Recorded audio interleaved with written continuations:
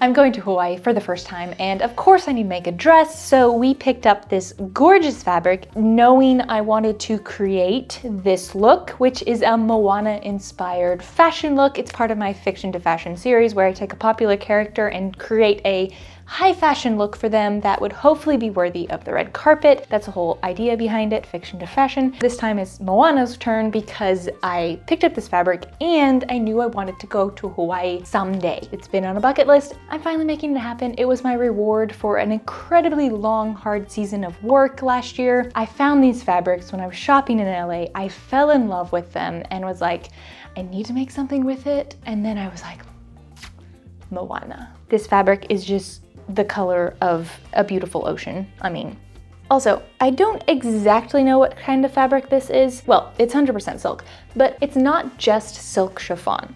That has a rougher texture, whereas this has a very like sheen to it. It's like a glossy sheen on the top, but it's still so fine, like a chiffon. So I'm pretty sure it's called satin chiffon, but don't quote me on that. And then the white fabric, it has the embroidery that just looks like, what's it called? A sand dollar. Incredibly gorgeous silk chiffon with the embroidery on it. And I negotiated with the guy that was in LA in the shop. I just randomly found it. I was like, how much is this? And he gave me the price per yard and I was like, yeah, that's not gonna happen. And then I was like, anything you can do? And he's like, no. So I was like, okay. Said goodbye, and then I went shopping the next day in the district, and I came back to get more stuff from him. And he was like, you sure you don't want it? I was like, you know I want it, but I have a budget and I can't spend it. And he was like, I'll do it for this much. And I was like, okay, I'll do that. And I can't remember the amount. I think it was probably $25 a yard, maybe around there. I don't really remember, it was a while ago. And I know it was a splurge. It's gorgeous. So the funny thing is I actually thought about saving it for my wedding dress, even though I'm not getting married. But the more I like played around with it, looked at it, it was like, it's not quite the right style. I also had the thought of Moana in my mind. So we're combining these two very lovely fabrics that are probably my favorite in my collection. And we're creating a Moana inspired look. We'll see how far I'll go. That was not the tune. But anyway, the first part of this process was just draping on my dress form. I did not film any of this. I cannot film when I am coming up with a design when I'm draping because it literally takes hours and you don't know at what point you land on your design that you want. And I just don't have the footage space storage to film that entire process. So we just have this finished pinned together look on my dress form, and from here we can move on to the next step. Since this full design is currently pinned together and I can't wear it like that, I need to create a base where all of these draped sections can be attached. After making the mock-up, out came some silk organza. I also picked this up in LA, planning to use it for this look to bring in the reddish tone of Moana's top. Since the design overall is just very flowy and airy, made for the beach, I didn't want to add anything too thick or heavy for these additional layers. So it'll just be the silk organza, keeping it nice and cool. With the design of this dress using the teal and the white, it just reminds me of waves rolling in and crashing and the foam and the mist that creates. So with that in mind, the coral is underneath it and you just get peeks of it here and there and just kind of alludes to what's under the water, you know, like coral. For the under corset, it'll be made of 2 layers with a waistband in between. First, the center front seam is lined up and sewn together. From here, it's assembled with the sandwich method. This is my favorite way of sewing the seams of a corset. With one pass, it sews the seams of all 4 pieces and contains the raw edges. The 2 previous edges of a panel, the outer and the lining, are lined up, wrong sides together. Next, the lining and outer piece for the next panel are lined up, right sides of lining together and right sides of outer together. This is now a sandwich of 4 layers ready to be sewn. To reduce some bulk, 2 of the seam allowances are trimmed back. Now the pieces of that new panel that's attached are turned away from the seam and ironed, and then the next seam can be sewn, and so on with each seam. Once I got to the closure, which is at the side, I attached some pre-made hook and eye tape. Usually I don't prefer to use this since it's pretty bulky, but since it was a tight deadline, I decided it'd be fine, and in the end it really was. To finish up the edges, I cut some bias strips, and this bound the lower edge of the corset.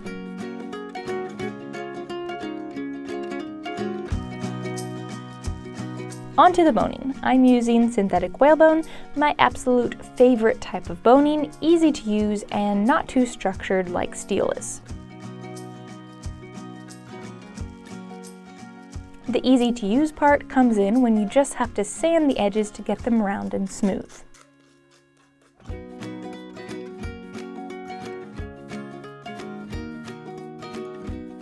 With the boning inserted, the top edge is finished with some more bias binding.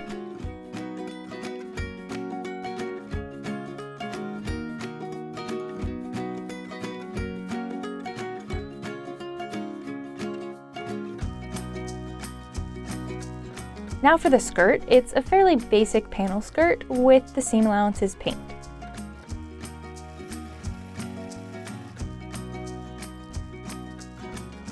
But I have an obsession and love for godets. My favorite thing is to sneak some into the seams of a skirt. This underskirt was no exception. I wasn't able to add as many as I usually like to since I was low on fabric, but I got some in. With the skirt sewn, it's now attached to the corset along the waist, being careful to skip over the boning. Now comes the scary part, taking all of my draping work off the dress form. I did take photos at several points, but still it all has to come undone and then redone over the corset.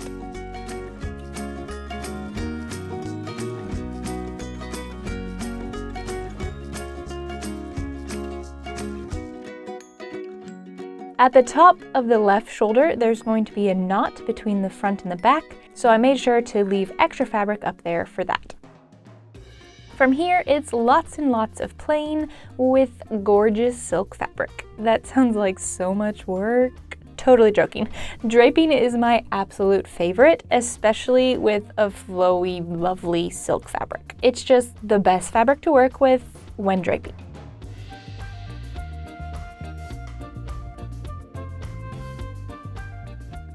Now, my least favorite part of draping is convincing myself that it's the way I want it to be and committing to that by cutting away the extra fabric. No going back after this point. Well, you can adjust a little bit if you leave a large enough seam allowance. Once this first piece was committed to, I got the edges sewn down. From here on out, it's pretty much all hand sewing with the dress on the dress form, just making sure to catch only the underbodice and not the dress form, which did happen a few times, but you try not to.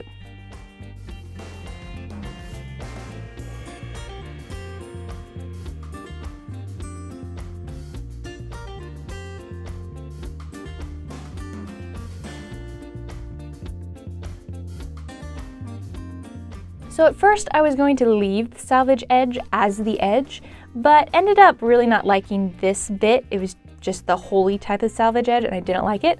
So I trimmed it off and did a folded edge, not sewn. Instead I used some double-sided adhesive tape and it actually turned out really great and I was able to get a really fine, smooth hem. I just forgot to film that entire process, but also I did do some tests of hand sewing this hem because I love a hand sewn hem, but with this slippery silk fabric, it just was not working very well. So the tape looked way better and actually worked really well. The next piece to add is a skirt section.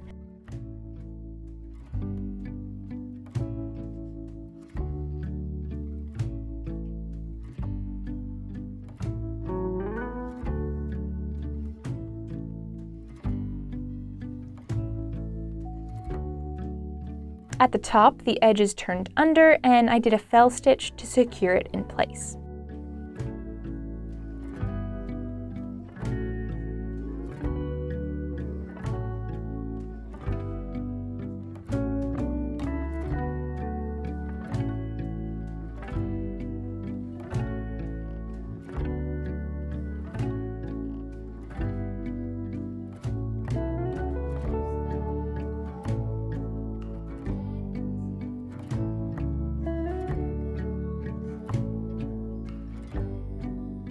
Now for the back, this is very similar to the front, just all the opposite direction.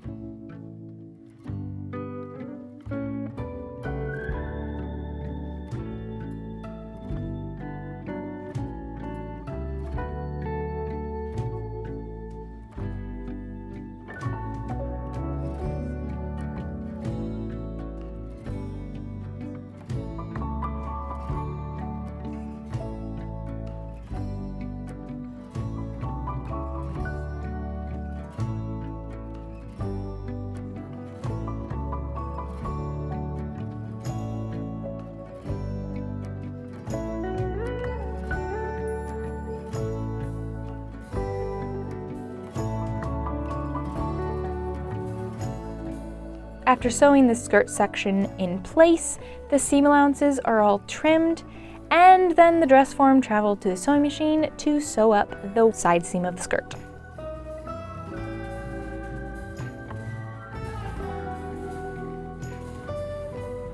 Now it's finally time to play with the embroidered white silk. Absolutely stunning fabric.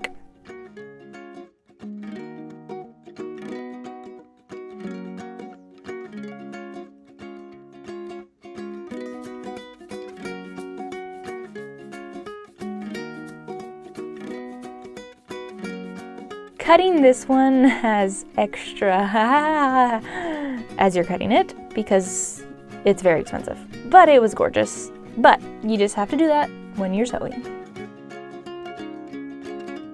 Now the salvage edge on this fabric was much nicer than the teal, so I left it and that's the finished edge.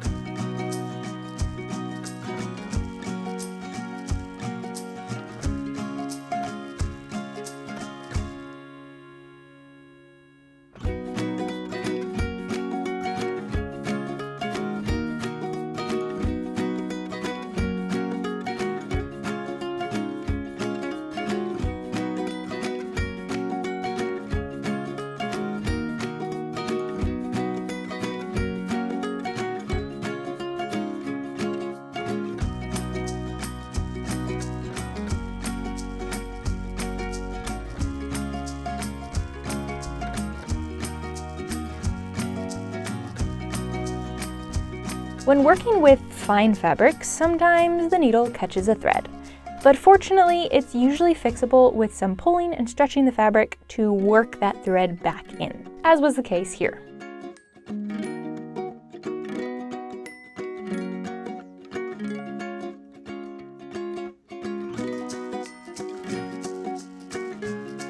For this side seam, the back edge is tacked in place and then the front is turned under to create a clean edge and hide all those seam allowances below it. This edge is then sewn down with a fell stitch, though I must say it is extremely tedious trying to do this on a dress form where you can't get your hand under, and really a curved needle would have been really helpful here, but I don't own a fine enough one. Once again, the journey is made to the sewing machine, but just for the shoulder seam this time. The side skirt of the white is left open to reveal the teal underneath. Back to the stand, and the outer teal skirt layer is placed. This one, for a while, it just really wasn't sitting right, but eventually we got there, and I might add, I really love how the embroidery of the white shows through the teal. It's probably one of my favorite parts of this dress. But anyway, there's a lot that I love about this dress.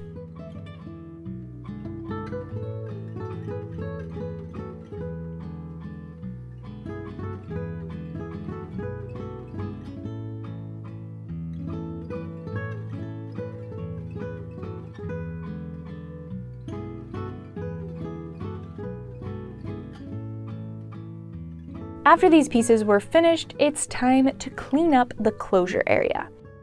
And if you will believe it, this was the night before I left for Hawaii. Yeah, I'd say I was cutting it close, finishing it at 1 a.m. So I guess that means I actually finished the day I left. But I didn't have any sewing to do in the plane. Anyway, this is the finished result of my hidden, as best as possible, closure.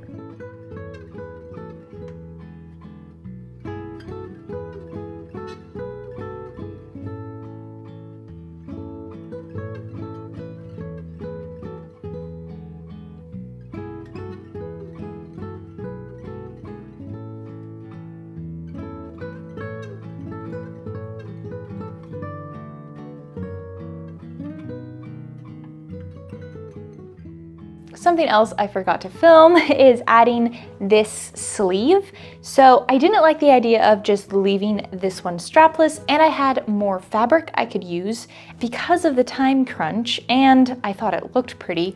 I just basically cut a rectangle, or more like square type sleeve, folded in half, and then at the center point created the armhole, and it worked. It's definitely not something I thought of until I was in a time crunch and was like, I want to add a sleeve, but I don't have time to pattern a sleeve, and I don't want to cut the fabric apart because what if I want to reuse the fabric for something else? And yeah, all those thoughts at probably midnight, and I came up with adding this sleeve. So with that completed the project to then be able to leave for Hawaii. And I did not hem all of this because I'm just really lazy when it comes to hems. I'd rather just trim it and then do the photo shoot, and if it frays a little bit, oh well, I know, that's so lazy of me. But the reality is I don't wear these very often, and taking the time to hem them, I don't need to, as long as it's not a super fraying fabric, especially because a lot of my skirts, I use circle cut skirts, which end up a lot of the hem being on a bias, which is kind of anti-fray in itself. And so after the use, they do get a little bit, this is after wearing it, they have some frayed look to it, which I'll just trim up a little bit whenever I wear it again, and it'll look great. With the amount of hems also in this dress, I'm like, that's gonna take so many hours, and it doesn't need to happen right now. Anyway, that's my insight into my lazy brain. But with that, let's go on and explore the beaches of Hawaii.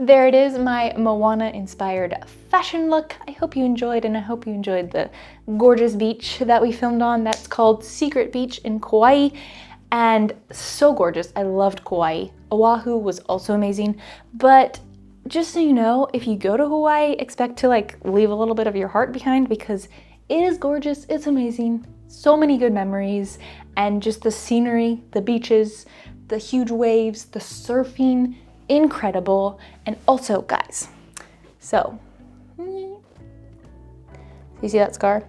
I've noticed it a lot when I'm filming myself sewing, because that's my sewing hand. It's a scar from surfing. I got a fin. So I was surfing because I love surfing, and I was like, I need to surf in Hawaii. I'm not very good at all, really, but I took some surf lessons, and I took one right before we left for the airport, basically.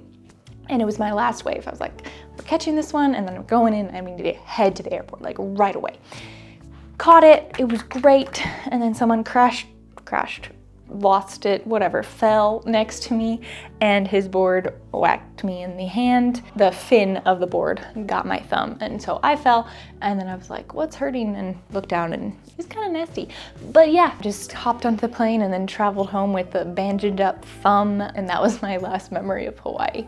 But hey, it's a memory, and like my sister got a tattoo while she was there, and I got a scar. That's my memory of Hawaii. But anyway, that's it for now. Thanks for watching along. This was a different type of project because it was so much draping, but I tried to film the time lapse as much as possible just to show what it looks like to do that process. But it is one of my favorite things to do when creating a design is draping. You can flow with the fabric, and it's just so much fun. It was incredible to go to Hawaii. It's been a bucket list. It was a bucket list item to surf in Hawaii. I checked that off and just enjoyed beautiful scenery and got some much needed vacation time. That was a tangent. Thanks for watching, and go out there and learn, create, and inspire.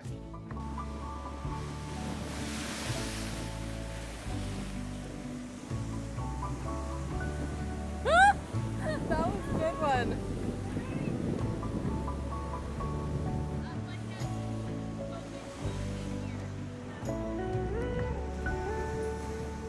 There it is, my Moana